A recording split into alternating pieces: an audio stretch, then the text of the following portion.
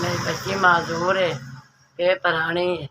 अल्लाह का बंदा सन देने वाला कोई नहीं, घर भी किराए का है, अल्लाह का सहारा है, कोई शह नहीं साढ़े घर।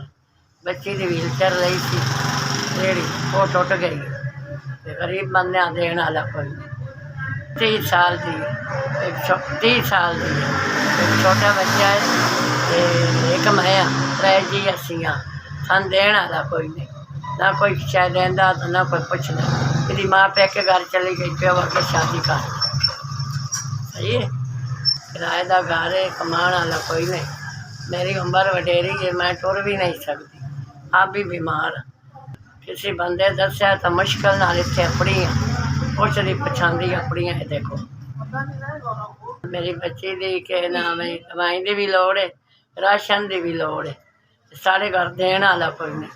बेपुरानी बच्ची अल्लाह का बंदा है, मेहरबानी करो, गरीब ते रहम करो।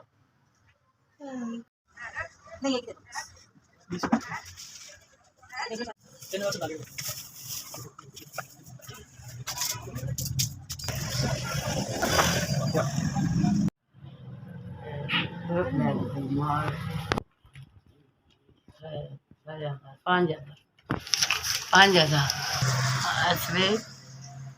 SVS मैनू थोड़ी नेकी थोड़ा भला होवे। दवाई भी लैके दित्तियां ने, 5000 रुपया भी दिता ने। अल्लाह तान खैर करे, अल्लाह तान थोड़े बच्चों की जिंदगी देवे, अल्लाह थोड़ी मुश्किल इंसान करे। माजूर बच्ची थोड़े बच्चों की दुआ देसी। SVS मैं थोड़ी शुक्रगुजार हाँ, नाले 5000 रुपया मिला, नाले दवाई मिली।